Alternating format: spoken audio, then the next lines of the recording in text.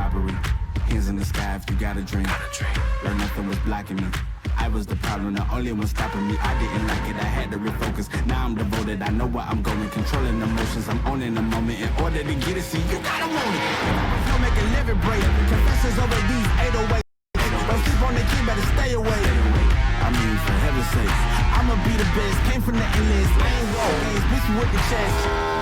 Beating on my chest, trying to get my rest. Watch me while I flex. Every win is a blessing, and every L is a lesson. So when I run into rejection, I know it's only redirection. I see the blessings right beside me. The chances of quitting are likely. I do it like I'm in my Nikes. Don't make excuses, they never excite me. Quitting was never an option.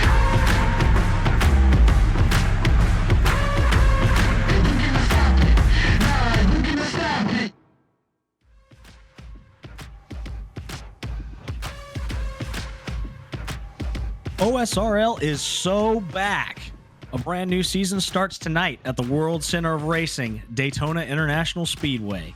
Good evening, everyone. I'm Hunter Brittle, alongside my good friend Elliot Henderson, ready to call all the action of the online Speedway Racing League Premier Series Duels at Daytona. Now, the purpose here, Elliot, tonight is to set the grid for next week's season opening race. What can we expect out of tonight's field, most of which is in a go or go home situation? Well, Daytona's a great equalizer, but we still have a lot of guys here that ran really well last season, and actually your Duel 1 winner from last season lining up in 4th tonight for this one. That's Caden Rife, so keep an eye on him. But with guys like Joe Armstrong, Nate Stewart, Chris Lilly, and these other guys up inside the top 5 and even further down through the pack, you look at guys like Mo Perry, Levi Wolf, Gary Waterworth, guys that ran pretty strong in the middle parts of last season and towards the end just couldn't have the runs to really put them in the top 5 or a win. Those are guys that you can look at tonight that are trying to lock their way in to Daytona a week from now. And, you know, with this track being the way it is and the bumps and everything, again, it is equaled out on ground, and some of the slower guys might have a chance. Some of the faster guys might find themselves in a bit of a pickle tonight around other guys that they're not used to being around. You bring up a great point, Elliot, with the bumpy surface of this old Daytona track scan, if you will. The bumps that this place had prior to the 2008 repave really give this track a lot of character. What can we? It's not going to set up for the modern Daytona Talladega draft, like almost bump slam drafting that we see on TV every Sunday. What's it going to look like here with this bumpy surface? Well, I mean, tonight is obviously a little bit of a test scenario. With it only being 20 laps, it doesn't really give you a lot of chance to do anything. There's not going to be a need to pit and take tires or fuel. So everyone should be good to go. You can see the format showing up on the screen. For these guys, it's really just down to positioning yourself to be up in that top 5, top 10, ultimately lock yourself in the top 11 positions. Nate Stewart doesn't really have a big objective tonight. He's just here to kind of prove why he should be here. He did that pretty well last season for the races he showed up for, so I don't really see that changing. But I think for a lot of these guys, it's just about making sure that you're positioned, and you don't have a lot of laps to do that, so you're going to have to do that pretty early on. Absolutely. As we take a look at the cars coming down pit road to get a bead on their pit stops for tonight. You mentioned, Elliot, we don't really have any need for pit stops tonight, but just a good little tick just to get these drivers situated and used to what they're going to be looking for as they come down pit road here this time, and they'll go back right up onto the banking, and we will double file on up for the start of this race.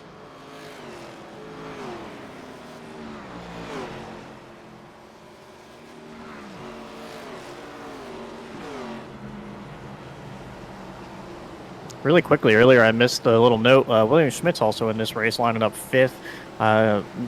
Made a really interesting chance at the championship last season with Cole Freilich. So another guy to watch, and you know, there's some new guys in here that we probably haven't really seen on track very often, at least from last season.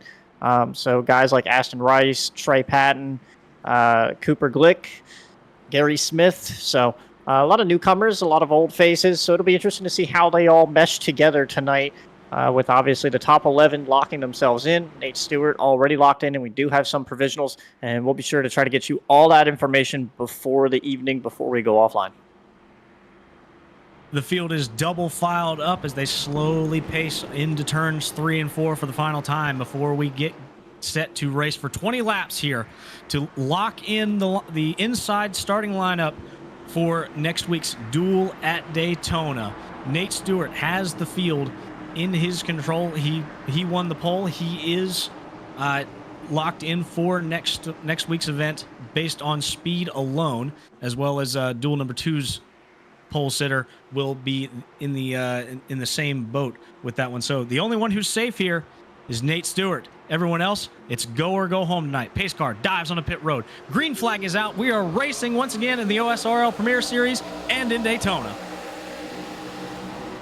And to your point, that gives Nate a lot of room here. He can kind of do what he wants, and he doesn't have anything to worry about.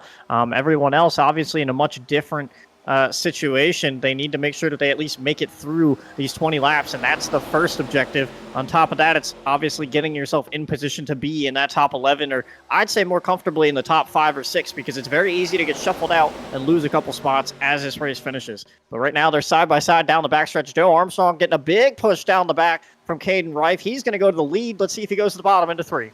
Yep. Joe Armstrong, massive player, multiple race wins last season, looking strong in the early going once again here with Caden Reif in that 98 on the outside. But here comes that bottom lane. Nate Stewart not going away. Doesn't care that he's locked into the main event. He wants to show some force, lead some laps here, but nothing doing this time. Joe Armstrong leaves lap number 1. We had one up in the wall. That was Trey Patton. He has now basically lost the draft, as well as Aston Rice, the two guys that I named that haven't been big-time players recently in the past couple seasons. So we'll have to see if maybe a yellow comes out or what happens to get them back in this fight. But right now, still a battle up front, as now I've got someone down at the bottom. I think that's William Schmidt ducking out and going to give this a second chance later on. Can't really blame him, Elliot. I mistakenly said right before the green flag was taken, the top 6 are from last year's points are locked in. As we see Jackson Sims up in the outside wall, he will now drop back and lose the draft here. That will massively hurt his chances. He is not locked into this event, so he's going to have to hope for a caution here as we look back at Jackson Sims as he comes across the line, very down on speed compared to the rest of the field as they fire off into turns number 1 and 2. Everything else pretty cordial up front. No one really trying to go 3 wide. The top lane leaving a lot of room. I expect that to kind of pack in, and those guys will probably side draft a little bit more as this goes further on. These cars can push a lot more than they could in previous seasons. That's why you see the big shoves down the backstretch from Caden Reif to Joe Armstrong. They can push very competently now, and they don't really have a big margin or a small margin of error. So they can lean on each other pretty well, and that's why you're seeing a lot of good pushing happening up front. But the one place you don't want to be pushing is right where they're at right now, right through the center of the tri-oval here. The car gets very light, and the rears of these cars do not like getting touched in when they're in that tri-oval section. We'll have to look for that as farther back in the pack. It's now 3 wide here, trying to have some drivers split the middle. As I believe that's Mo Perry there in the 41 is making his way towards the front here as Bryden Lindauer's on the outside going backwards here as they fire down the back. Yeah, and it makes you wonder if William Schmidt made the right move at this point. They're all kind of going 3 wide. There's some guys getting up in the outside wall, and that outside wall sucks you in and keeps you stuck there. So you've seen guys lose a draft. We've already seen it multiple times. So you got to be really careful going 3 wide. I'd rather be in the middle than up top, but this is really the only way you're going to gain spots. They're all kind of just clustered there, 2 by 2, all the way through the pack. So going to the top lane is going to be the only way to make up ground. Well, you say 2 by 2. There's one car there on the outside making it work, has been charging his way up through this field. I believe that's the number 22 car of Justin Knutson there on the outside. Has been holding his own all the way up. I believe he's at least gained 6, probably 7, 8 positions here as now he starts to fall back because he's got no help. But initially a very strong surge from Knutson there on the outside line. Still holding strong there at about that 3rd or 4th row. Yeah, with how interesting the runs are with this car, you can really drive around a lot of guys and put yourself in a good spot. If you don't have anyone behind you, though, you are going to start to suffer. And you can see after about a lap that Knutson is going to go backwards here. But for a last lap kind of ditch effort, going to that top lane, even by yourself, you can drive around some of these guys because the middle of the pack, I'm sure, is about half throttle, three-quarter throttle. So they're lifting a lot. And if you have a run, you can definitely take it. And you see that, I mean, he's still holding strong right there on that outside lane. If they would all get down, he'd be able to slot himself back in line, but they're going to continue on how they're doing. Yep, and Knutson's still up there on that outside lane in a one-man stand, trying to advance forward as he's right on that edge of that wall here. Will he be able to tuck in line here? No gaps up in front, no gaps below. There's something there to the back. Nope, never mind. The hole closes. He's going to try and stuff his way back into that outside lane and to stop that bleeding of losing positions with no help there on the outside. So Knutson tucks back in line around about the 15th spot or so. We'll see if he can regroup and try and make a charge towards the front as we've got 7 laps down here in Daytona. And these guys are still pretty calm. We're almost halfway through. Caden Rife came down to the inside. I believe caught Chris Lilly. Not sure if that was a little bit of netcode or if Caden Rife was really just that loose, but he came down and caught that 53 ever so slightly, and that could have been really, really bad as we're going 3 wide back in the pack again up the middle. I believe that is the 77 of Dominic Barbagallo, and he's going to split a couple of them and pick a couple spots up, put himself up inside the top 10. And he makes that 3 wide work there, gives him an extra probably 5 or 6 spots on that move towards the middle there, Elliot, as opposed to Knutson, who was working on the outside. Barbagallo elected to go up through the middle, and old DW's sucker hole theory not playing out this time. He, shot through there like a cannon, picked up spots easily. So the other interesting thing just to note while these guys are a little bit calmed down, Bryden Lindauer is starting to lose the pack as well. He caught the wall. Sims is the only one, as well as Patton, that have actually lost the pack. So 2 of them have lost the pack. Aston Rice and John, I'm not even going to try to pronounce that last name, Solzaleski, have kept up with the pack. So good for Rice to keep up as they are now 3 wide, battling all over the place. These guys are almost halfway through, and they know it. Yep, it's the ticker, the clock is starting to wind down already. It's only a 20-lap event. We're on lap number 9 right now, and you can see the urgency in these guys. There's contact there on the outside wall. Many cars going around, the 2 cars up and over. Mo Perry's involved. The 05 is involved. Caution is out on the Speedway, and that's the break that Bryden Lindauer, Jackson Sims, and Trey Patton needed to get back in this race, but it's going to come at the cost of about 6 other cars, Elliot, with the amount of carnage that we just saw wadded up in turn number 2. I don't know. I might have to count them. It might be a little bit more than 6. There were definitely a lot of cars involved in that. The 2 actually blinked for a half a second. I'm not sure if maybe that's where the initial incident came from, but it looks like, I believe that was Andrew Brodsky and someone else made a little bit of contact, and unfortunately, Mo Perry and others all kind of sucked up into it. It looked like the 2, I believe that's Gary Waterworth, it looked like he caught a bump or something. I didn't see any contact there. Just started to come around on him, and a hard overcorrect into the towards the outside to try and catch it. And shades of Kyle Larson at Atlanta last year, it just took him right up into that outside wall here as we ride along with, I believe this is the 05 of Cooper Glick here as he gets turned and ends up backwards facing in the outside wall and slides down into that grass.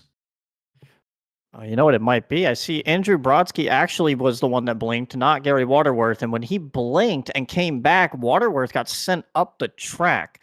And I'm not sure if that was a reaction or just a situation with connection that sent Waterworth. You can see it right there. Waterworth gets sent up the track into the 34 of Bobby Blowers, and unfortunately, everybody just kind of careens in at that point. So yeah, I don't think he really put that blame on either one of them. That was just a situational thing, and Waterworth unfortunately gets sent up the track. And at that point, with someone on the 3rd lane, there's not really anything anybody could do there. And a lot of these guys taking a brunt impact off of this, and you see guys towards the back running each other over, not realizing what's happening in front of them and getting out of the throttle early enough while others were hard on the brakes. Yeah, race control has, I believe correctly, Elliot, blamed the fault of this wreck on netcode there, which upon further inspection, it looks like that was it. That was one of the more egregious instances of netcode we've seen in the past season of broadcasting this league that we have. But meanwhile, pit stops are on.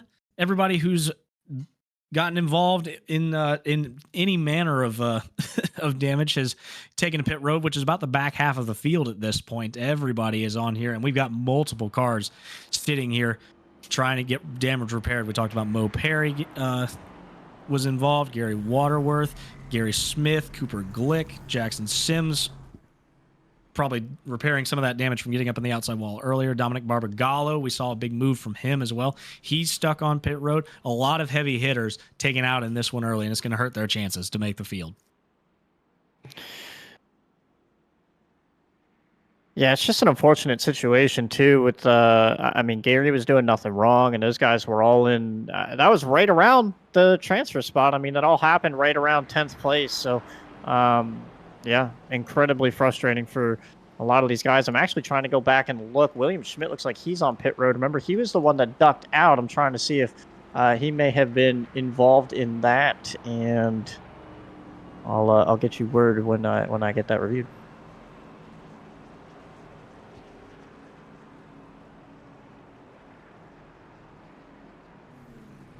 We are going to take a quick break and step aside, and when we come back, we will have the final handful of laps to settle out duel number 1 here on the Split Second Broadcasting Network.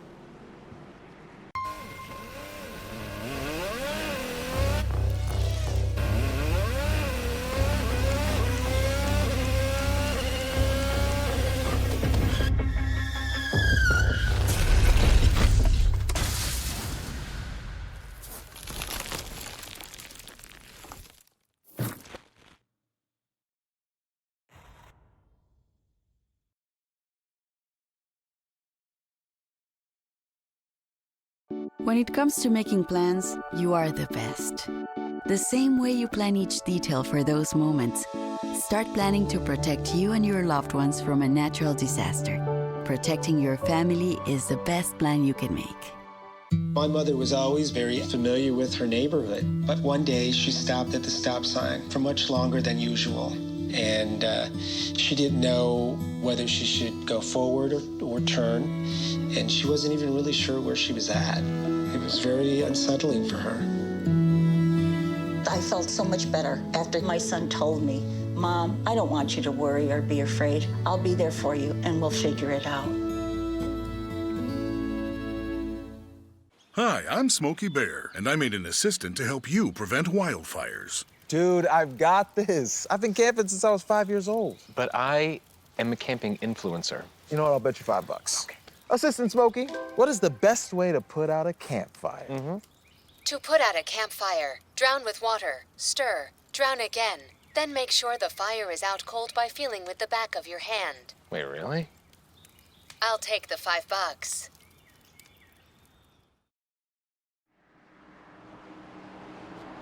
Welcome back to Daytona on the Split Second Broadcasting Network here, streaming the OSRL Premier Series Duels at Daytona. Duel number 1 is underway. We're getting ready to go back to green here after a massive crash has collected almost the back half of the field as the pace car dives on the pit road here, and we will get this thing back under green here with 8 laps to go as Nate Stewart leads them across the line this time here. Elliot, we were talking about during the commercial break,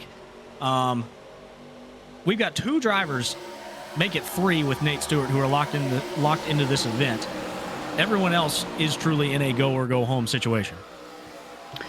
Yeah, obviously we're taking the top 6 in points from last season. The only 2 in here that are a part of that conversation are William Schmidt and Bryden Lindauer. So a lot of open spots here for any of these guys. And, you know, guys like Jackson Sims, who were disconnected from the pack, have a second chance at life, as these guys are very aggressive and wrecking in the middle of 3 and 4. You say that, they got it saved. Will they save it again? No, boom, heavy contact the outside wall. Caution flag is out once again as we've got one car spinning down to the inside retaining wall. That is Brian Kling, who has now been caught up in 2 back-to-back wrecks, if I'm not mistaken, as well as Aston Rice. got caught up in that. And Elliot, that one took forever to develop. It felt like there was 2 separate wrecks that happened there.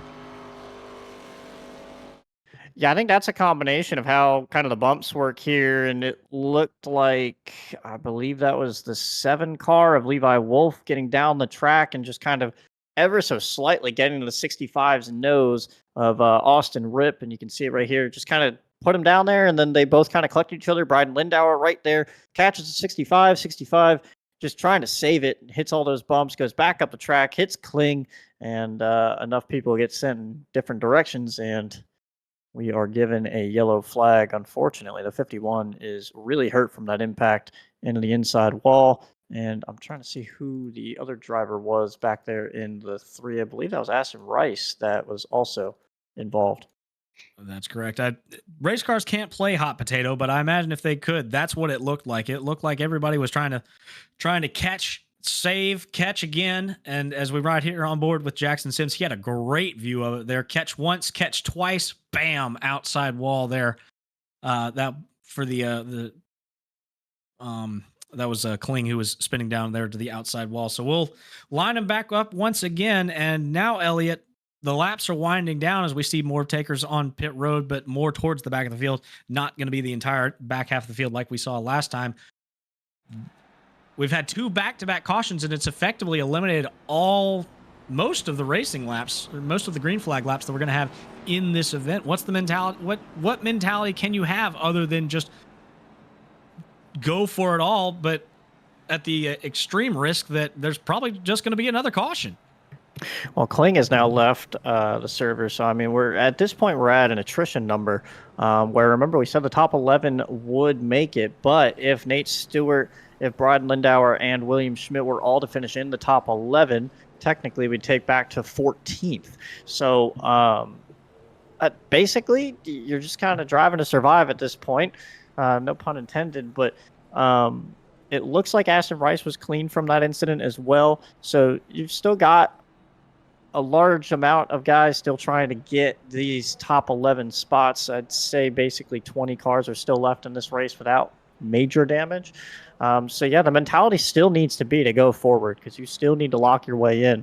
Obviously, for guys like Lindauer, Stewart, and Schmidt, you're not really worried about what happens, which is another reason why we've seen Schmidt on pit road pretty much every single caution, and he's just kind of sitting there biding his time, letting everyone go because he's literally just here to lock his way in. Nate Stewart's here to try to win, just put on a point.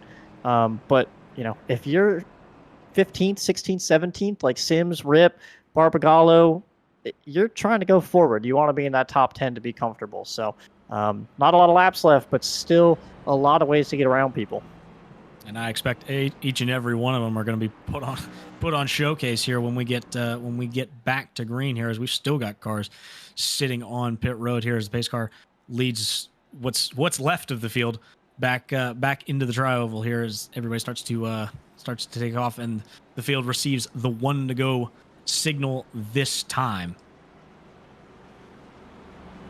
Let's take a look at it. You mentioned it, Elliot. If we can get that graphic of the dual format back up on the screen here. The top 2 in single car qualifying advanced are locked into the race. That would be Nate Stewart in this duel, and then the pole sitter of duel number 2 are already locked in. And we mentioned the top 6 in points from last season. That would be your champion Cole Freilich, William Schmidt, who is in this race. We've documented him sitting on pit road, taking the conservative route.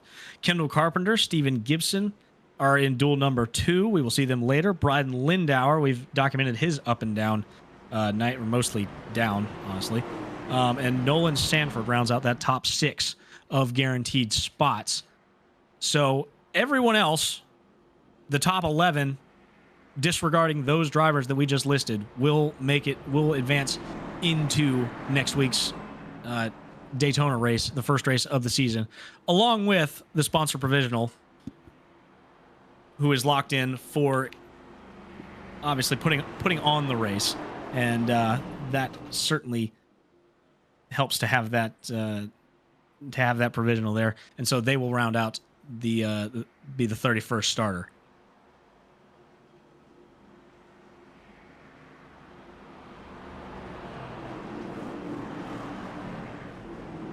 As all the cars are starting to get lined back up here for what will be 4 laps to go when the green flag flies once again. Nate Stewart has been putting on a clinic here on the inside lane. He will lead the field of green. Joe Armstrong to his outside. Caden Reif is now down on the inside. But point to note, Elliot, that we kind of missed covering that last restart.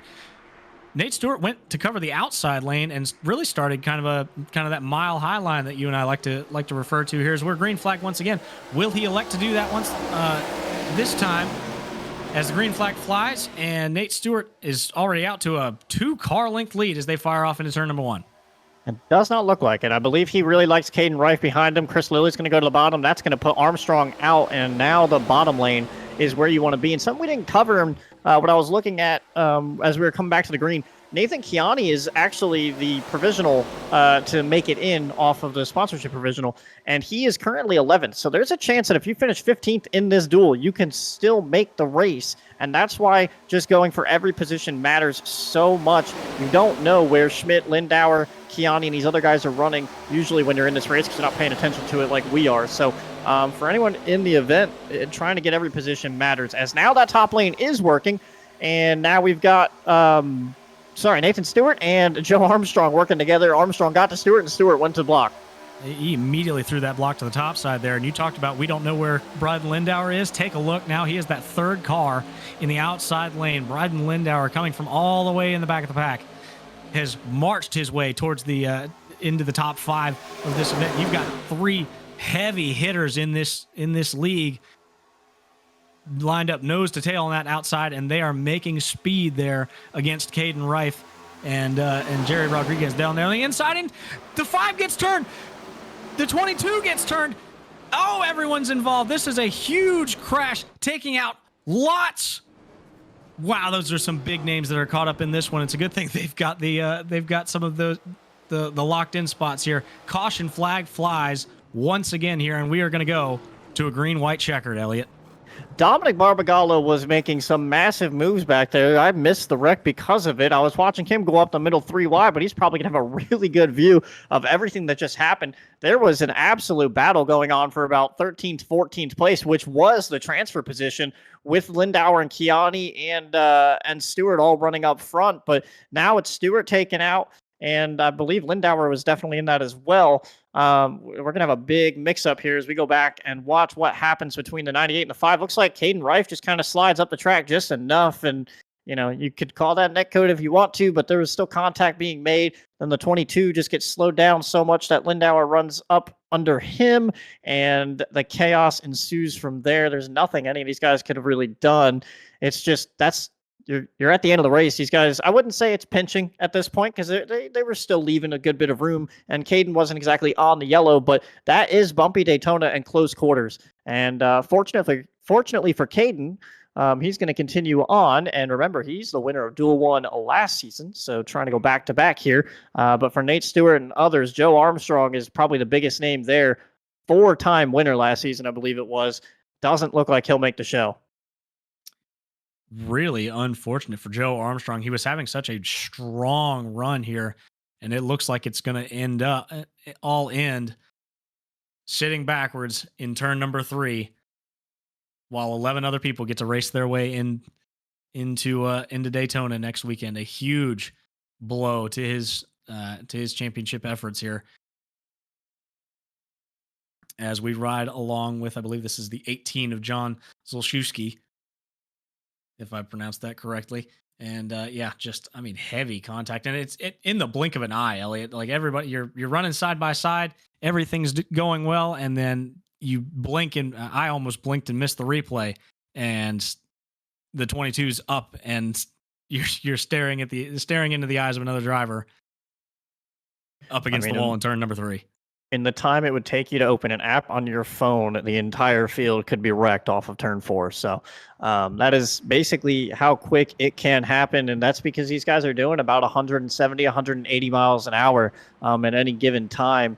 And, they were pushing pretty hard at the front. They were racing a little bit closer than they had all day. And unfortunately, a little bit of contact ends the night for a bunch of guys. And, it'd be a different story if this was for points. These guys are just trying to make it into the race. That's how much this means to them to start their seasons off strong. They're going to get that close and be that aggressive with each other around to just try to make the show.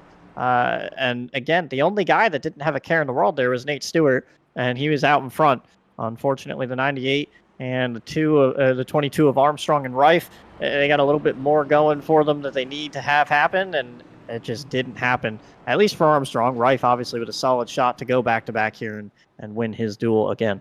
Yeah, I think at this point, if you've got to place a bet on anybody, it's going to be last year's dual winner, Caden Rife here. He has proven it to us here on the Split Second Broadcasting Network that he's got what it takes here at Bumpy Daytona in this Gen 4 car to put it in victory lane here in this duel. As we see him warming up the tires in the field, stacks back up to go green once again into overtime this time. So Caden Rife looking like the heavy favorite, but it's certainly not over yet, Elliot, as this field has proven about 3 times now, because it's really come out of nowhere. Yeah, the biggest thing to note here as we keep watching the ticker and everything over this overtime, Kiani now is the only driver that is locked in. So technically the top 12, well, now Schmidt is in what the transfer position would be. So it will be the top 13. If it ended now, Knutson would be the last driver in, as far as I'm aware. So Schmidt and Kiani are the two that are the kind of the playmakers here. Nate Stewart's just on the outside in 17th. Lindauer's just on the outside in 15th. If any one of those 4 finish in the top 11, we go further back down to 15th potentially. So just keep an eye on that, and note that your favorite driver, even if he's not in the top 11, could potentially make their way in. And Nate Stewart is still sitting on pit road. I believe that's catastrophic damage to your pole winner. So he will have to fall back on that. Excuse me, on that pole winning provisional there to get into the race next week. We'll have to talk to Oates and see if maybe they have to give him a backup car and have him start at the tail end next week. Right, because of a huge wreck. Because you're not fixing that one. Sorry, you're not fixing that.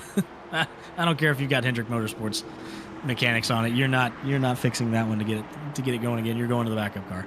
But back up at the front, the field is double filed up and in the control of Caden Rife, last year's dual winner.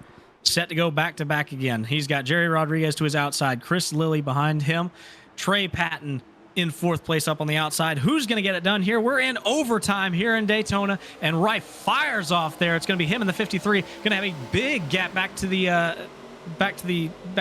cars behind them. But the 01 there of Trey Patton ducks down below. He will fill that gap, and now Caden Rife has a 2-car length lead as they head off into 1. And shout out to Trey Patton. He was out in the outside wall, lost the draft. He was in a very peculiar spot early on in this race, and here he is. He's got a shot at the win as that outside line starts to form up. Inside's going to have to push pretty hard here. Sims working the backside, trying to figure out which line to go, and here comes Rodriguez back on the outside. Rodriguez has a head of steam, and he's got Kiani on his back bumper there. He'll push him out to the lead if he can maintain it here when they come across the stripe. Down to the wire this time. They're going to be looking at the white flag. We are in overtime. 1 lap to go will be the call here when they get down to the stripe. It's going to be Rodriguez leading at the white here, but here comes Kiani to make a move on the outside. They're going to be 3 wide here as they head off into 1. Yeah, Kiani was pushing really hard. You got to know that move was probably going to come. Now they all go off into turn 1. Kiani comes down across almost into Rife. They all kind of sorted out. Sims trying to figure out where he wants to go, but they're side by side for second as Rife kind of has an advantage down the backstretch.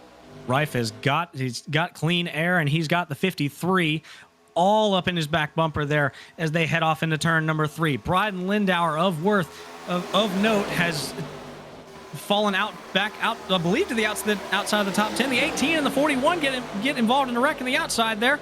That's going to be crucial there, as that's right around the transfer spot. Down to the stripe they come here. Caden Rife at the line. No! The 17 of Nathan Kiani is your winner here in duel number 1. Doesn't care that he's got the Provo. He's going to be claiming the checkered flag the old-fashioned way.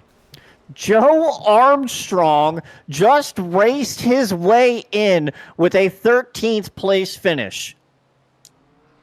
Wow. Where did he come from? I'm speechless.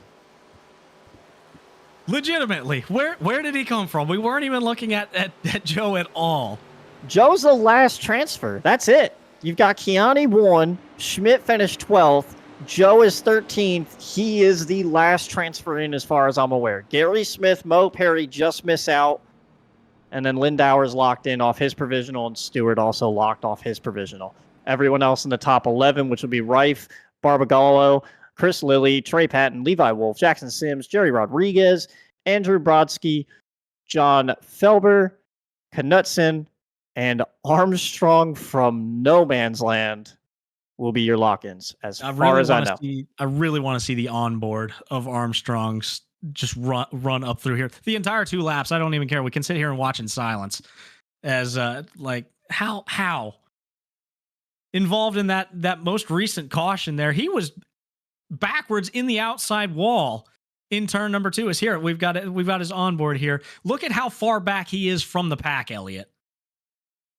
We're lucky we have some filler time here before this next duel goes, because I didn't know what we were going to fill it with, but I think we're just going to fill it with random replays of Joe Armstrong and Knutson and these guys trying to make it through. I mean, you can just see the chaos already starting up there. Guys are getting the outside wall. Guys are trying to make moves. They're all desperate. But what's crazy is if they all would have just stayed in line, they're pretty much all locked in up there. I think everybody behind them's out, but oh my, you can just see him avoiding car after car and using all the momentum that he has to pass every single car right there. And he is going to lock himself in with a little bit of luck avoiding who that initial car was, but getting right to Schmidt's rear bumper and passing about 5 or 6 cars there to go from about 18th to 13th, albeit Dale Earnhardt style, to put himself in the show. What a drive from Joe Armstrong. I don't know how much more we can say, but right now we are going to bring in your duel number 1 winner, Nathan Kiani. Nathan, you were already locked into the show. Doesn't matter though. Going after that checkered flag, how'd you get it done? Yeah, I mean, I knew, like, it's funny because I knew I was locked in going into this race, but I just drove this race like a normal duel, with not even being locked, and found my way at the front at the end. And honestly, my thought process on that last restart was I was going to push the 8, but he kind of screwed himself over there, so I found myself in the lead. And I got to thank my man Dominic Barbagallo for that big push off turn 4 on that final lap. I mean, we would have lost the race without that, and props to Kane for racing me fair. He could have blocked me and just sent all of us to Narnia, but it would made for a good photo finish at the end, and he raced clean. You are absolutely right. I didn't know which way to call it there coming down to the stripe. I thought that Rife had you there, but you pulled a Kevin Harvick in 2007 on the outside just by a nose to take the checkered flag in here. You said you were just going to race it like a normal duel. Is that just going for it, or is that lingering back and waiting for the wrecks to happen? Because they did happen tonight. How did you manage to keep it clean? Oh, I just go for it. I mean, the past 2 or 3 times in this league, I've had to race my way in. That's been my strategy, just going for it and just trying to avoid as much trouble as I can. And we spun twice tonight. I don't know if you caught that. In 2 of the big wrecks, I spun, but we just managed to just for the most part, just gain all that track position back, just take every run I could get, and it got us a win. So great way to start off these speed weeks for us here. Absolutely. You are on fire here. Already locked in double time into next week's event at Daytona. What looking forward to that one? What do you have a strategy going into that one? It's a lot longer of a race, a lot more cars involved. Do you have a game plan going into that one? I mean, I think I would treat it the same way I do these duels. Like the couple times I've ran it, I've also done the same thing where I just try to make my way to the front and stay there, because it gets wild back in the pack. I'm sure you guys saw, and honestly, like, I don't want any part of that, especially during the race day. So definitely we're just going to try to get up front and stay there, and definitely being there at the end also helps. So definitely trying to keep the car clean. Absolutely. Well, Nathan, thanks so much for talking to us. Congratulations on your win, getting locked into Daytona next week, and go get them. And we'll hope to talk to you then. Yes, sir. Thank you. Race 1 winner Nathan Kiani there talking to us.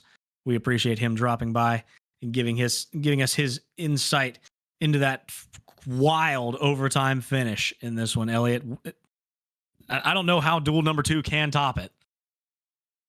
I mean, he beat the guy from last season by 0.008 of a second. I don't know if it's worth just looking back at that. I mean, you talk about photo finishes. I know this has no points involved, but man, it's you can see it right here. We're gonna play it back for you. Jeff's quick with it, but Caden Rife came up the track to try to get him out of shape, but honestly, it may have gotten him more out of shape. I believe shades of what was it? Jimmy Johnson and Carl Edwards a little bit, or the Harvick and Gordon, where they touch and it actually affects the guy on the inside. And Gianni just had enough of a push, and to his point, Barbagallo really just shoving. And Barbagallo was really aggressive. It's not a name that we mentioned last season. Don't know if this was his first start or he's just a bit of a part-timer and didn't run a lot last year. But I'm interested to see how he does in the big show, because he was the guy making moves, going middle, going top. So really cool to see him be able to push Kiani there and make it work. But wow, I'm still waiting to see if Armstrong gets in here and see if they confirm that, because I'm still in awe over the fact that we had guys that were locked in going across the start finish line one lap, and then the next time by they were all out because they were beating each other's doors off going into turn 3 here. Here it is. It's actually Mo Perry got to the inside of I can't tell who that is. Shulcheski. That's John Shulcheski got involved there. You can see Joe just pick his way through there from, I mean, he's nowhere near the screen right now. And as we play it through, just watch for that red, white, and blue 22 to just slide through there. But yeah, Mo Perry just trying to get all he can. And it's like, man, if you just sit back there, he may have been locked, because that was just behind Sims and Rodriguez. He would have finished about 9th or 10th. An amazing drive. And speak of the devil, and he shall appear, we've got Joe Armstrong here with us as the final transfer car. Joe, take us through that last lap. We've done watch the replay at least twice, maybe 3 times now, just trying to wrap our brains around how you drove this car into this main event. I wish I could tell you. I really am probably just as clueless as you guys are. I had about 3 minutes of damage taking the restart, and fortunately I was able to hang on to the draft. And when they wrecked, I was like, well, I don't really have anything to lose at this point. It's the last lap, and kept my foot to the floor. Fortunately, I don't know who the green car was, but he kind of slid down fast enough. And then yeah, once I got inside of the white and green, red car, I don't remember exactly who that was either, but I had just enough space and timed it right to where when we came off the corner, I could squeeze under him. And yeah, so I don't know. I shouldn't have even been in that position. Unfortunately, we got caught up in somebody else's mess, but fortunate enough to be racing next Wednesday or Thursday. Yeah, it's going to be great to have you in that main event. You were putting on an absolute clinic there with Nate Stewart and Caden Rife, all 3 of you up there in the top 3. Really strong runs. Going to be really interesting to see you guys in the main show here. Looking ahead to next week, do you have a game plan going into next week? Obviously, you're going to be qualified towards the or starting towards the rear of the field. Are you going to sit there, or are you going to be making your way to the front? I'll probably ride around. Hopefully, if it goes the way I want it to, I'll ride around in the back and then try to kind of make my way up in the later half of the race. But if things plan out a little differently, then I'll certainly drive to the front. But because we're starting, and I kind of wanted to start in the back for like pit box reasons. I think I just enjoy having a pit stall in the back. It's a little less chaotic, and so not the way I wanted to start in the back, but I'm glad that I'm still starting back there. I'd rather start back there than at the front, to be completely honest. I can't blame you personally. That's how I like to race my super speedway races as well. But we will look forward to seeing you, whatever you decide to do next week, in the main event, the first points-paying race of the OSRL Premier Series Season 9, next week here on the Split Second Broadcasting Network. Thank you so much for talking to us, Joe. Congratulations once again on making the race, and good luck next week, buddy. All right, thank you. And with that, let's take a final gander at your finishing results for duel number 1 here. Nathan Kiani was your winner. Caden Rife comes home second. We saw that incredible photo finish there. Dominic Barbagallo brings home third. Chris Lilly fourth. Trey Patton fifth. Levi Wolf sixth. Jackson Sims races his way in after having all that trouble early on in the seventh spot. Jerry Rodriguez running his car number finishes in the eighth spot. Andrew Brodsky finishes ninth. And John Felber will come home in the 10th spot. And 11th was Justin Knutson. William Schmidt right there in 12th. Joe Armstrong, your final transfer position in 13th. Gary Smith missing out in 14th. They were actually the two battling off of turn 4. Mo Perry will end up 15th. Bryden Lindauer 16th. Justin Ripp 17th. Ashton Rice in 18th. John Solcheski, I'm going to sound it out. Solcheski ends up 19th. Bobby Blowers in 20th. Flowers. Cooper Glick brings it home in the 21st spot. Nate Stewart already locked into the event. We saw his massive wreck there. Unfortunately, took him out. He will come home in the 22nd spot. Brian Kling in 23rd. Gary Waterworth 24th. Jamie Ritchie Price in 25th. And Michael Deitch in 26th will wrap up duel number 1. We're going to take a quick break here on the Split Second Broadcasting Network, and we will be back for duel number 2 shortly, so stay tuned.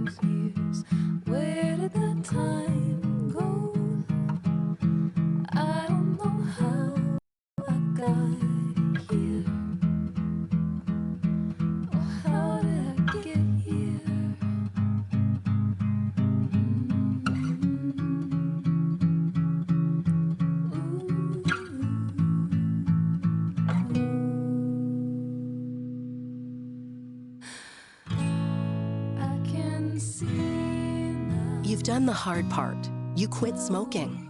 Now do the easy part and get scanned for lung cancer. If you smoked, you may still be at risk, but early detection could save your life. Talk to your doctor and learn more at savedbythescan.org. Hi, I'm Smokey Bear, and I made an assistant to help you out, because only you can prevent wildfires. Hey, Assistant Smokey Bear. Call me Papa Bear, because I'm grilling up dinner. Do you get it? Yes, good job. So, what should I do with all these coals? Don't just toss them out. Put them in a metal container because those embers can start a wildfire. I understand. The stakes are high. Ha ha ha ha. See, Smokey thinks I'm funny.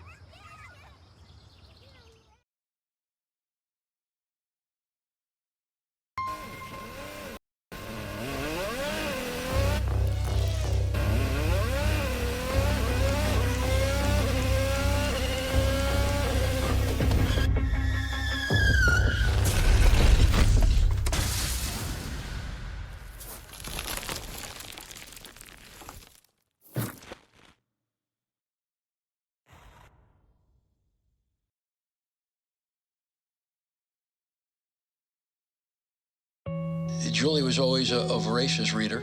She'd carry 2 novels on an airplane because she'd read one on a 3-4 hour ride. And at some point, I began to notice that she would read a page and couldn't remember what she had just read, and she'd have to go back and read it again. I don't remember much these days after I read, but less does for me, and I love it.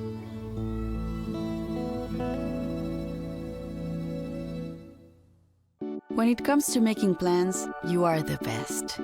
The same way you plan each detail for those moments, start planning to protect you and your loved ones from a natural disaster. Protecting your family is the best plan you can make. Hi, I'm Smokey Bear, and I made an assistant to help you prevent wildfires. Dude, I've got this. I've been camping since I was 5 years old. But I am a camping influencer. You know what? I'll bet you $5. Okay. Assistant Smokey, what is the best way to put out a campfire? To put out a campfire, drown with water, stir, drown again, then make sure the fire is out cold by feeling with the back of your hand. Wait, really? I'll take the $5.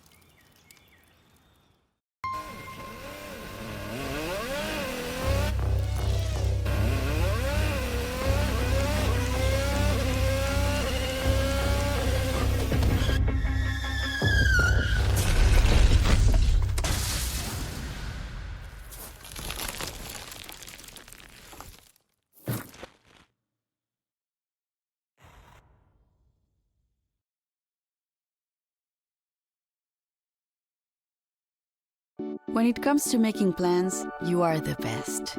The same way you plan each detail for those moments, start planning to protect you and your loved ones from a natural disaster. Protecting your family is the best plan you can make. When I was growing up, my mom was extremely tidy. We were trained to put things back where we got them from. One day, when I walked into my mom's house, I felt like I walked to someone else's house. There was stuff everywhere. And just growing up the way I grew up, and to see this transition was very alarming. When Sean talked to me, it was a wake-up call, and that's when I went to the doctor. Hi, I'm Smokey Bear, and I made an assistant to help you out, because only you can prevent wildfires. Hey, Assistant Smokey Bear, call me Papa Bear, because I'm grilling up dinner. Do you get it? Yes, good job. So, what should I do with all these coals? Don't just toss them out. Put them in a metal container because those embers can start a wildfire. I understand. The stakes are high. Ha ha ha ha. See, Smokey thinks I'm funny.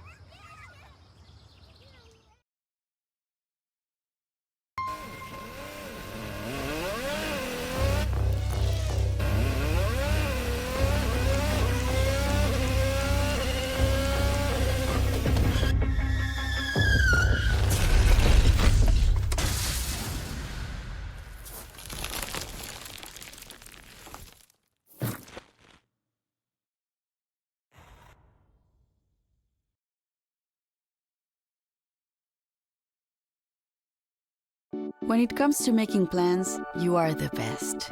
The same way you plan each detail for those moments, start planning to protect you and your loved ones from a natural disaster. Protecting your family is the best plan you can make. My mother was always very familiar with her neighborhood, but one day she stopped at the stop sign for much longer than usual. And she didn't know whether she should go forward or turn, and she wasn't even really sure where she was at. It was very unsettling for her. I felt so much better after my son told me, Mom, I don't want you to worry or be afraid. I'll be there for you, and we'll figure it out. Hi, I'm Smokey Bear, and I made an assistant to help you prevent wildfires. Dude, I've got this. I've been camping since I was 5 years old. But I am a camping influencer. You know what? I'll bet you $5. Okay. Assistant Smokey, what is the best way to put out a campfire? To put out a campfire, drown with water, stir, drown again. Then make sure the fire is out cold by feeling with the back of your hand. Wait, really? I'll take the $5.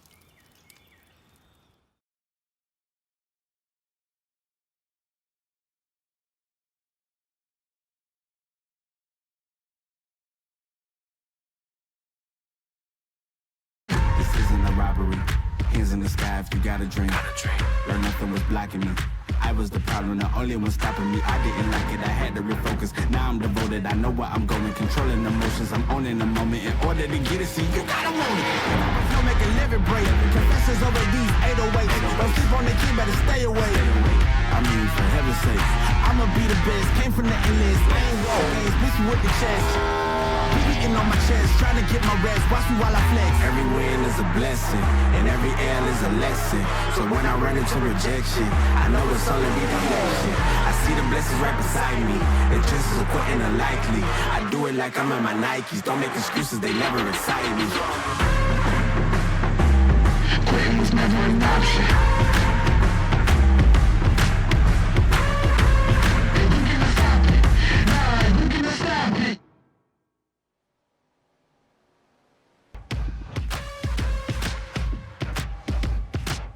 Welcome back to Daytona International Speedway here on the Split Second Broadcasting Network as we get set up for duel number 2 of the OSRL Premier Series, Duels at Daytona, setting up the starting lineup for next week's season opening points-paying race.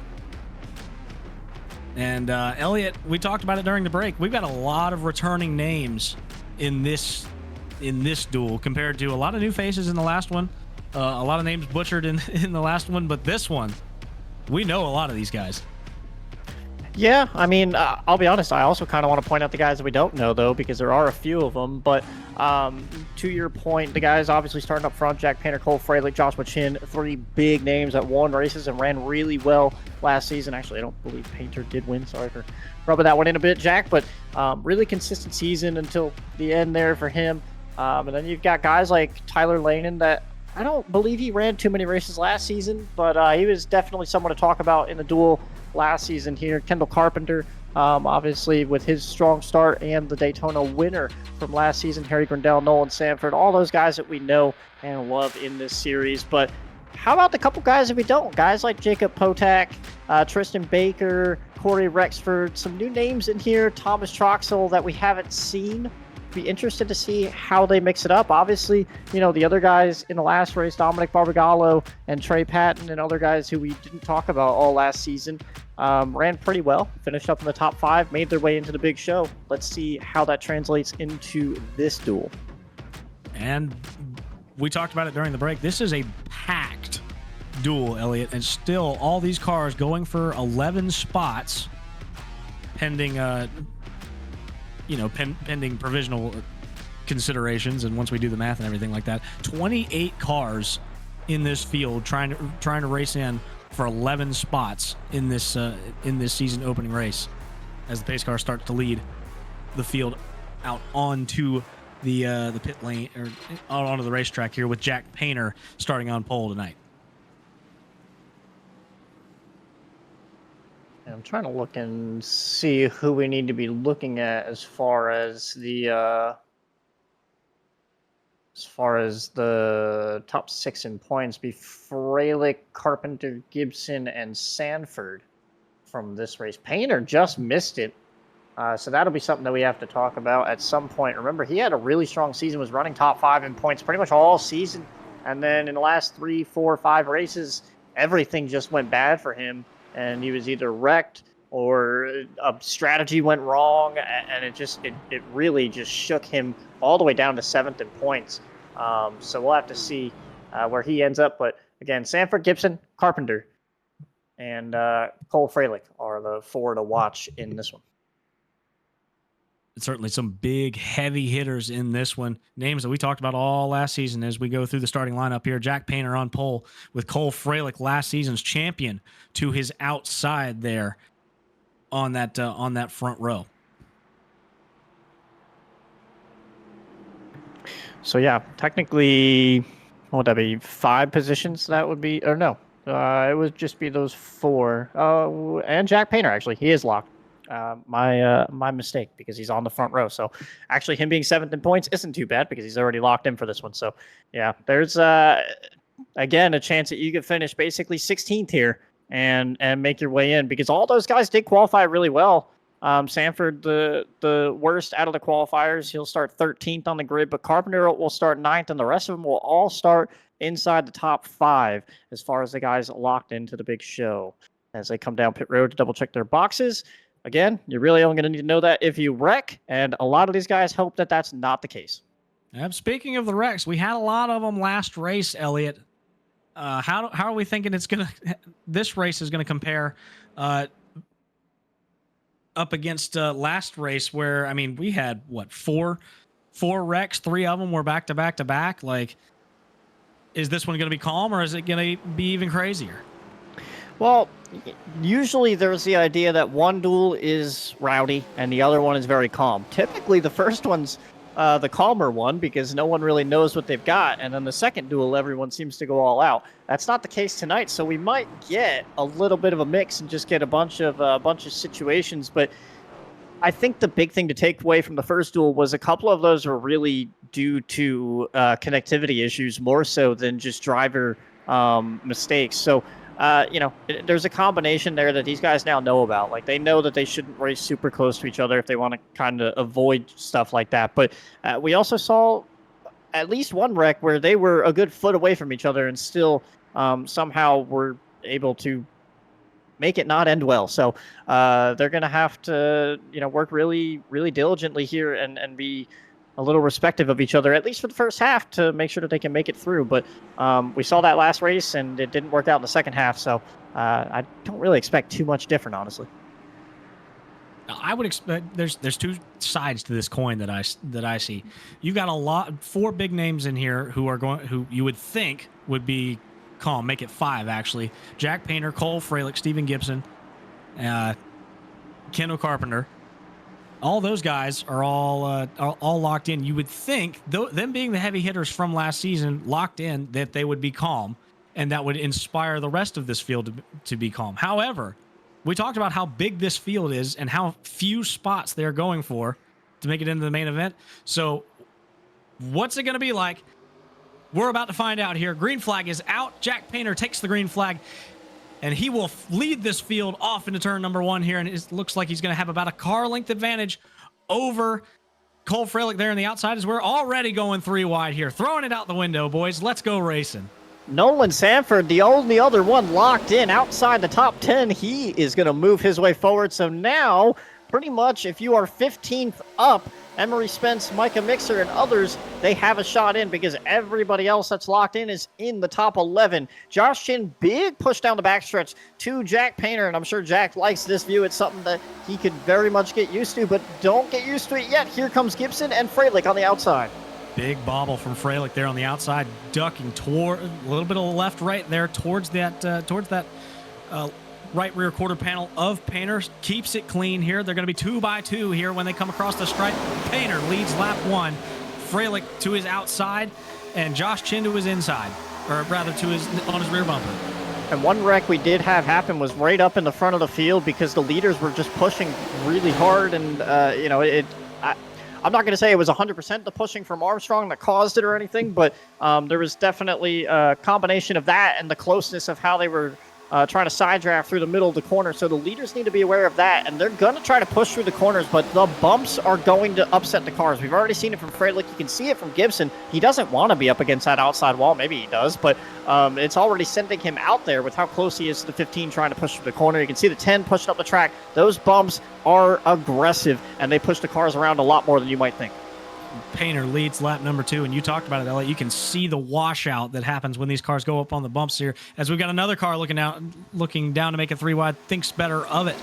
That is the I believe that's the 09 of Christopher B. Williams right there in 13th, that last lap, right in the transfer spot, trying to move forward and make his positioning a little more secure in this one. That's going to be your danger zone here, as we've got the 33 taking it 3 wide here. That's Isaac Johnson coming from the back. He's going to be 3 wide with Pervalarkis, and I believe that's the 12 of Emery Spence right there at the cutoff line. These guys know what they're racing for, and they are well within their rights to. Still 3 wide.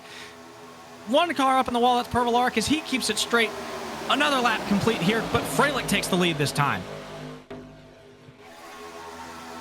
Quick shout out to these guys in these chromish cars, the 93 of Josh Chin, Cole Freilich in the 15. I really like those paints. They look good, and they're looking really good up in that top 4. The top 4 all working pretty well together. I think they know, like, hey, if we just sit here and we draft and stick together, we'll be okay. But now they're forming a middle lane. There goes Gibson. He's going backwards. And you've got, I believe that's the 1 of Tyler Lanen, who I mentioned was pretty aggressive in the duel last season. Didn't race his way in, unfortunately, I don't think. He's sitting here right in a spot to try to win it today. Going to push Cole Freilich off of turn 4 to the lead. Gibson slams the door back on that 53 car of Griffin Jones there and tucks himself back in line there. Alarm bell's not sounding for Gibson at all. He's still locked into this race via points, but still going for it here.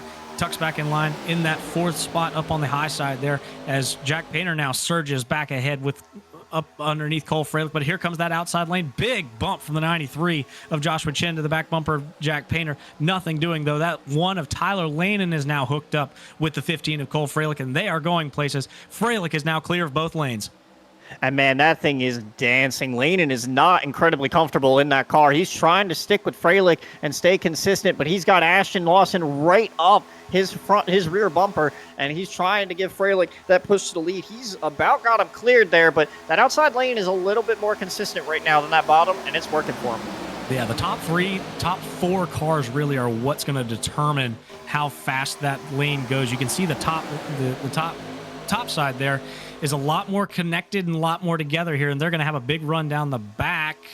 Check that. Never mind. The 93 is making up for it there. Josh Chin pushing Jack Painter, lifting the wheels off the ground of Jack Painter. There's Cole Freilich, blinks out there for a second. Where is he? Connectivity issues, and there he's back. Alrighty, so everybody breathes a sigh of relief there in the connection world, as they're still side by side coming off of 2. I believe that's Isaac Johnson still making it 3 wide there on the outside line.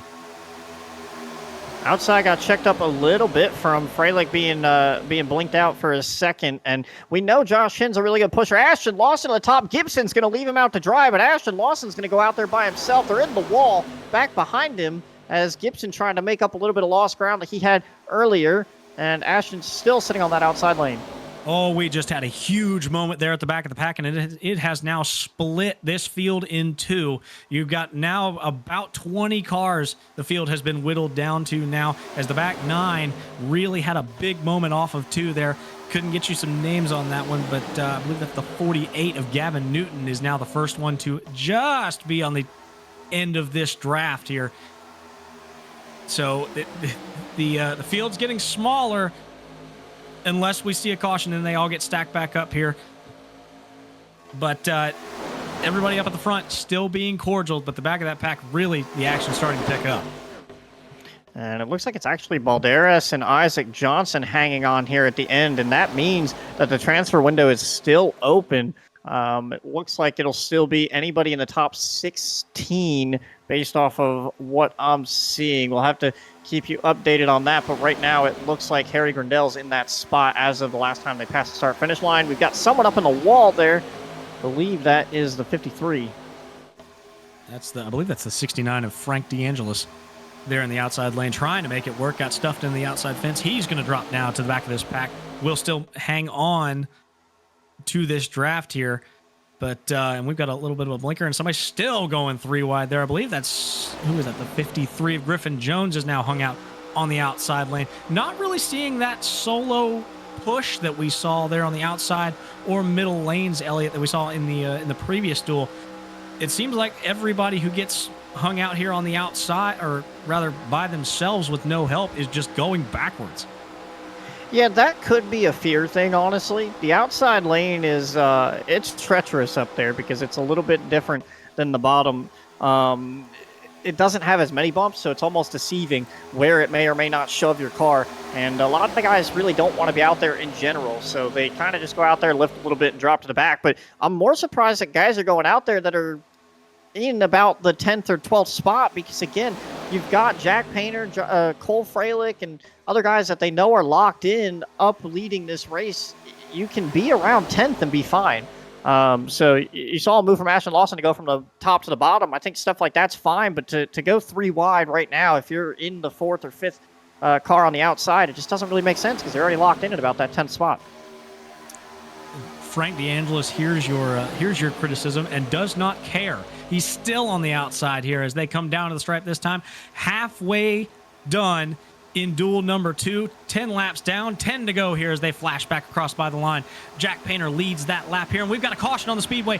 Big wreck there in the tri-oval and cars. We've got multiple cars there turned backward there. I believe that's the 23 of Jonah Malashak, another name from last season, having some troubles here, and I believe that's the only car that I see really stalled out right now. But it will bring out the caution flag as we go back and get you a replay of it. So we will stack this field back up. And Elliot, pretty much the same thing happened happened last duel. Round about halfway, there was an issue, and we lined them back up, and then all hell broke loose. Could we be getting set up for another one?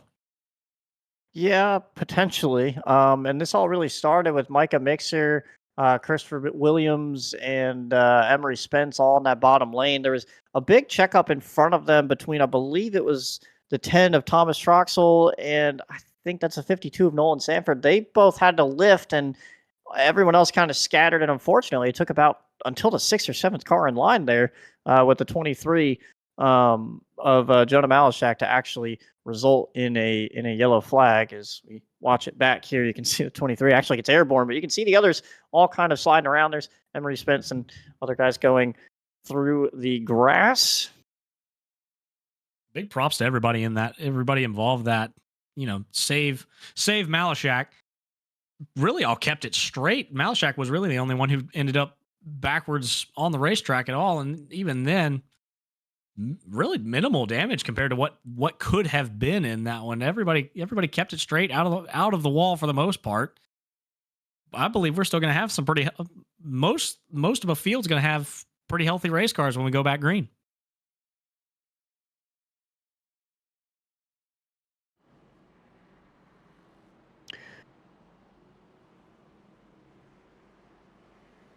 As the field comes back by pit lane, we're going to see who elects to come down, repair some damage, take some new tires.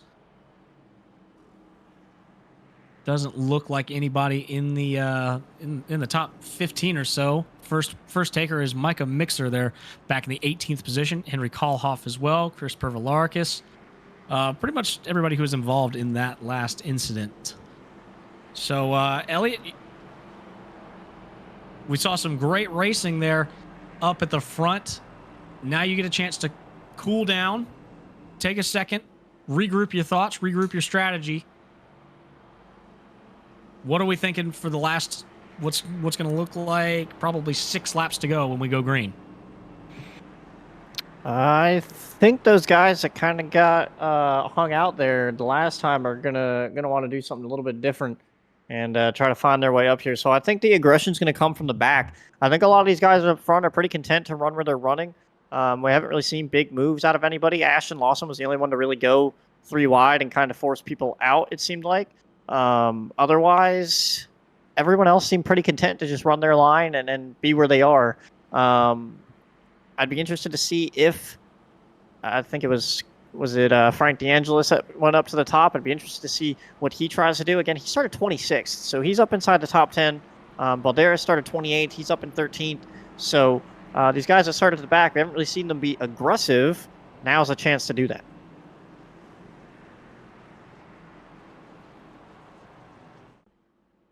As we look on here from the at our previous at last year's champion Cole Freilich here had a ripper of a season, and with no wins last season, but still an impressive run from Cole Freilich. put together an amazing season to take that championship. Going to be looking for a back-to-back repeat here, and already starting off strong with this incredible duel performance.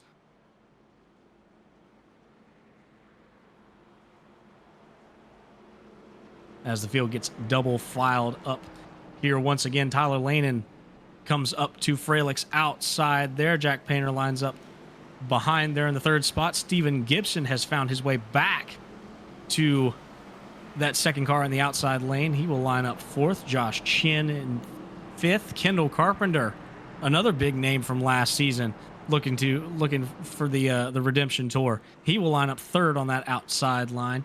Tristan Baker lines up seventh. Ethan Stuckwich eighth. Frank DeAngelis, we talked about him making a lot of moves in that first little run there.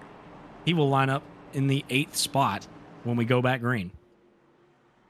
So just a quick update on what I said probably 8 laps ago, it feels like. Tyler Lanen was actually a transfer car last season and did make the big show. So nothing new for him. But if you do remember last season's duel, he was the one that was not afraid to go 3 wide and try something and go up the middle. So I'm interested to see how him and Gibson work together. He's in a lead position now as opposed to being the pusher. So we'll have to see how aggressive he wants to get, if he's going to throw blocks, if he's going to do anything. And I'm sure guys like Jack Painter are probably just content to get through this one with how his season ended last season. I think Painter, Gibson, and others are probably just content to start this one out with a top 5 and be comfortable. Absolutely. You definitely want to start the season off on the right foot. Going for all the marbles in the first race of the season. Yeah, it's gonna be a great way to. There's no better way to start a season off than with a win, but a top 5 certainly does not hurt. Top 5, top 10 can absolutely set the tone for what is shaping up to be a great season 9 in the OSRL Premier Series. Pace car dives onto pit road and leaves the field in control in the command of Cole Freilich. Green flag is back out. Freilich jumps out to a 1-2 car length lead now. Painter's going to draft back up to him. They're going to have a big gap here as Freilich jumps to the outside. He's going to cover the spot, try and make that mile high line work as they head off into turn number 1.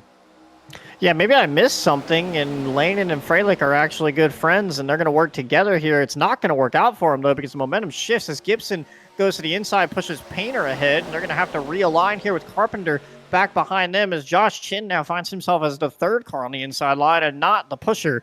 And it's Freilich starting to mount a comeback on that top lane and almost clear of Painter as they go off into 3. Well, they're not going to be the top lane for long. Harry Grindell in that third lane has the 10 car of Thomas Troxel in tow, and they're about to be the top side here. They are making headway here. Now they've got a third car there coming up with them, thinks better of it now. So 2 cars still on the outside, but Harry Grindell has made his way into the top 10 with only 5 laps to go in this event. Big shakeup here as they get loose there off into turn number 1. Big bumps coming. I said it earlier, Tyler Lanen is not very comfortable in that car, or at least he doesn't look like he is, and that thing moves a lot more than some others. And he was trying to save the bus right there. That thing was all over the place, but he did a good job of holding on to it, didn't actually cut anybody off or make any contact, and kept it going, and still giving Freilich some good shoves. That top lane's not going anywhere. Grindell's still even with Kendall Carpenter for that third spot on the outside. And this is what we were talking about, Elliot. Just 2 cars can make it work on that outside lane, but they need to get up there or they might start falling back here. Keep it tight or the momentum is starting to run out, it looks like here as they still hanging on to the right rear quarter panel of Kendall Carpenter. Woo, big moment there from the outside there. They're scattered there in the back of the field. Permalarkis is around. Big caution. Cars flipped upside down. Caution flag is back out, and we are going to overtime for the second duel in a row. Some things never change, and you get a lot out of the second one that you got in the first one. There was a 4,000th of a second difference. Jack Painter will be the leader over Cole Freilich as they cross the line last time as we go back and look at that incident. But Grindell made it work. He's now up inside the top 10. That's really big for him and gives him a really good spot moving forward, as well as his teammate he was working with there, Troxel, up into 10th. As you can see the contact with the 49 and the 48. And Pervalarkis gets turned by the 0-2 of John Daniels after he basically needed to get out of it from hitting the wall and running in the back of Gavin Newton there. So just unfortunate circumstance. But again, it's these guys, they try to go out to that third lane. And like I said, it kicks you around a little bit more than what you expect. And you're really close to that outside wall. And you grab that wall and it's going to suck you in and just absolutely kill your speed and your momentum. And you can see what it does to the 48 wasn't really running that lane. He got shot out there, but you can see that everyone just there's nowhere to go after that wall contact is made and the line slows down. You're just kind of all going to accordion into each other, and you get exactly what just happened there. And that's a lot of heavy hitters, or well, some big names taken out in that. Pervalarkis was a prominent name last year. So not a great start to his season as well. Jacob Potak, I believe, was also involved in that one. Gavin Newton was the 48 car. I don't think he had really any damage except for that right side probably getting up in that outside wall, which is what caused it all. It looked like, yeah, like you said, Elliot, a checkup, and then it just puts the squeeze on Pervalarkis, and then really it's just hold on as best you can because it's going to get it gets bumpy because everybody there hits that bump at the same exact time, and you don't know how the car is going to react. Sad to see Henry Kalhoff in that accident. He ran really well last season here, I believe, and it was really fun to watch in his duel. And unfortunately, that'll probably be the end of his night with how he nosed it into the outside wall at the rate of speed that he did. So, the frustrating thing is a lot of the names here we know, so it just sounds like we're saying the same thing. But a lot of big names taken out in that one, just like the wreck earlier in duel number 1.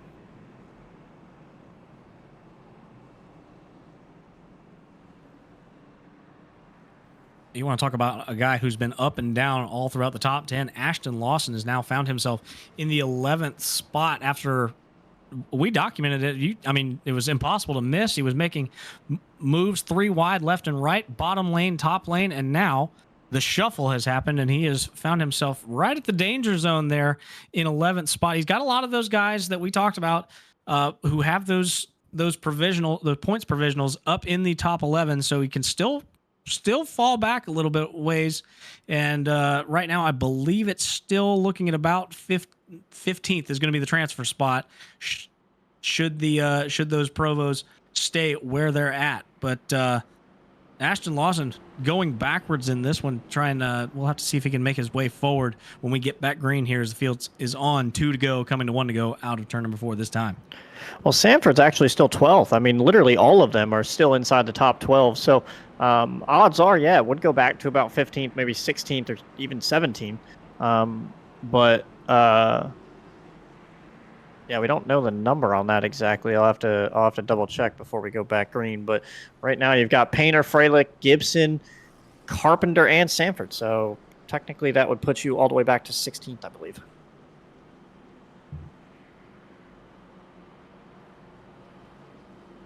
All these drivers weaving.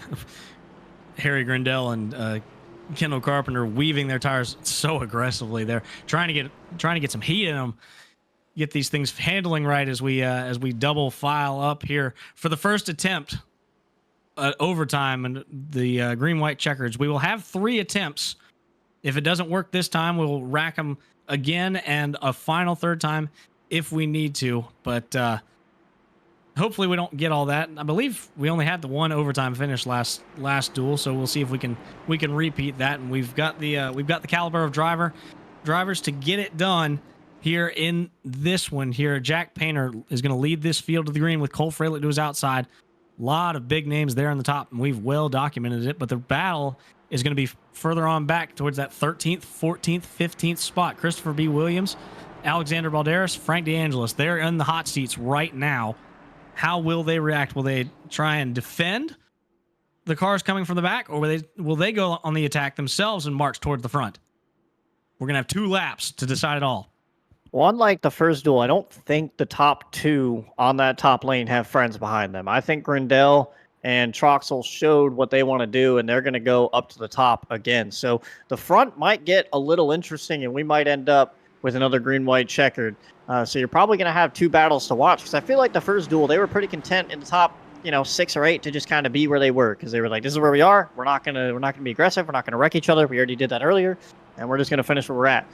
This duel, I think Grindel. I don't think Grindel's really happy with anything. I think he wants to get up there and win this thing, and honestly, rightfully so. Go get it. So we'll have to see how that all works out for him as they come off turn 4 and get ready to go here. Field's double filed up.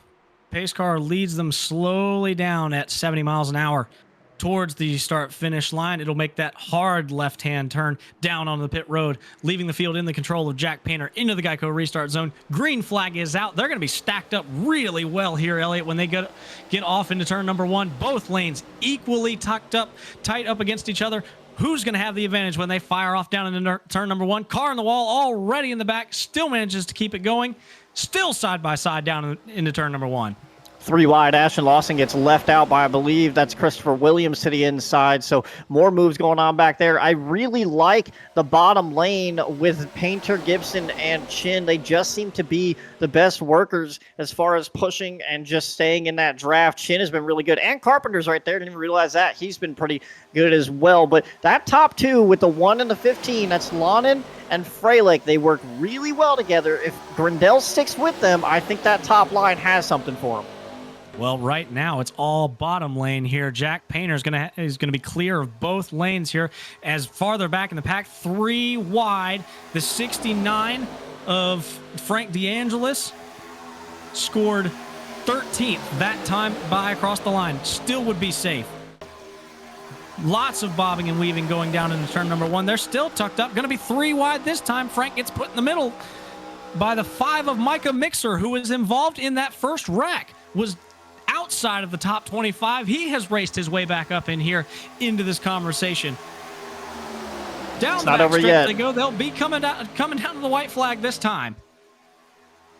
This is the white flag. They're coming off 4 to take the checker. Gibson to the inside of Lon and Painter to the inside of Freilich. It's going to be another photo finish at the line as they wreck at the back. It's going to be Freilich in the outside line, and they're wrecking across the line. We're going to have to go to timing and scoring for this one. This is too close to call for everything. I believe, let's take inventory here. Cole Freilich is your winner. Jack Painter is your other locked-in driver already. Steven Gibson as well. Kendall Carpenter in 8th. Nolan Sanford dropped to 20th. He will still make the race due to the points provisional from last season, but I believe that puts Christopher Williams in 14th as the final transfer car?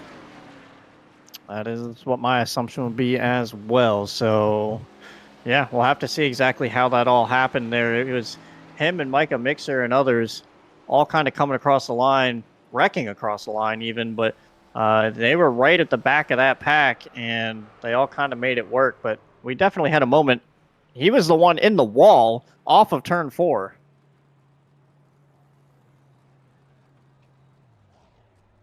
Still waiting for timing and scoring to be confirmed, but I believe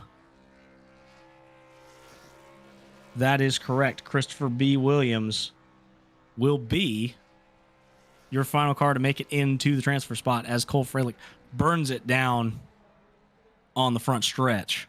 He may have been gifted that spot because there was some contact between him and Balderas. And I believe Noah Carmichael had a run on the bottom. We're going to ignore the fact that Sanford's in the middle of them, but Noah Carmichael was looking like he may get there, and then Balderas went to the outside to go give Williams a shove, and it actually just wrecked everybody that Williams was trying to race there to put him in.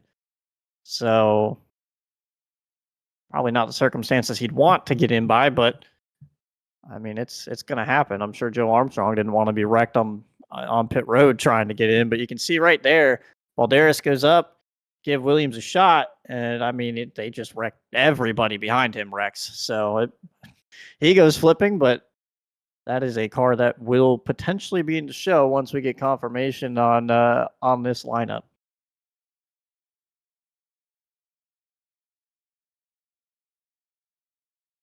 In the meantime, we have your duel number 1 winner right number back 2 in the booth. Yeah, duel number 2 winner. Sorry, Cole. Second one is what he means. Yeah, you know. right back where we left him last season. Our last interviewee from last season is our second interviewee now. Third interviewee, I guess, considering the last two. Whatever. Never mind. Cole Freilich, congratulations, sir. You have won duel number 1. Not that you needed to, but put on a show for us.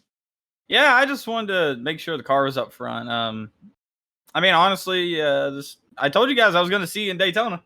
Here we are. We're in Daytona. I won something this fucking season already. We're already ahead from last season, so that's a good start. Great start. But yeah, I'm glad we put the car in the show without needing a provisional. Which a little birdie told me we were reporting it was like 17th, but the transfer was actually 12th because there's a bunch of points provisionals, I think. But yeah, I mean, it was fun. Landon got on my back bumper, and he stayed glued to it. I felt like I had Vargas back on my back bumper. We worked that well together. So that's going to be a good combo for me next week. We're going to have Jackie Boy. He's going to be leading our lane to the green flag.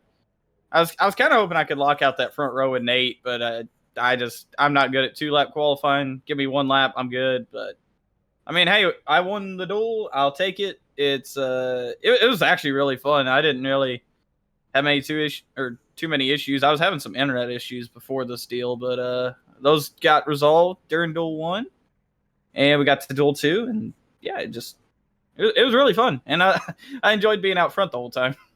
Yeah, you definitely put on a clinic here tonight, and this one got the car all shook out and everything. I'm sure you've got it all lined up, ready to go when we get ready to roll next week in Daytona for the real thing.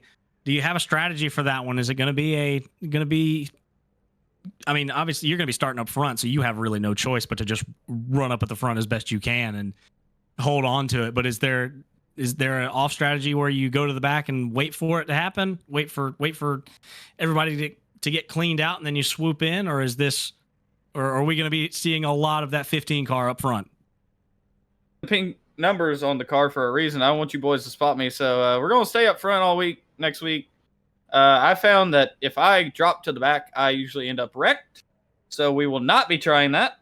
We're just gonna chill up front. I'm probably not gonna be too aggressive until about the last half of the race. Maybe not even the last half. Maybe the last 25%. But yeah, it's an 80-lap race. That in the grand scheme of things, that is a long race. So I just got to be patient with it. Hopefully our 200-miler is not nearly as long as that ARCA race, because good golly, I don't want to be here for 3 hours. But yeah, plans just stay at the front, try to go win again. Be nice to actually get a win on this season. I got my championship, so I really don't have anything to prove this season. I want to go win Daytona. Yeah, I promise that we definitely didn't mention the fact that you didn't win a race last season. I promise we did not say that. Don't worry. I'll go back. Broadcast. Me and my girlfriend, we're gonna go back and watch it. I'm sure I'll hear it at some point. Hey, it's like I said though, you don't need a win to win a championship. All you got to do is stay consistent. That is true. While we got you here, we were talking about the discrepancies in scoring and everything. If you have the results up, this is going to be incredibly unprofessional, but we might as well do it while we've got you here. What would be the transfer spot? Is it not Christopher B. Williams in 14th? No, the transfer spot currently would be Ethan Stuckwish in the 35 car, because he was P12. And the sheet so the way this works is without the pole car, there's 11 transfers. If the pole car's in the top 12, there's 12 transfers. There's also 6 points provisionals from last season, which from John Daniels scoring here, I don't know if this is fully true. They would be Schmidt, Lindauer, Sanford, Joe Armstrong, Mo Perry, and John Daniels himself. Now, that is, like I said, that's not an official source because John's doing that on his own math. But with me and Kendall locking in, and I think a couple other guys, that should be kind of where we're at.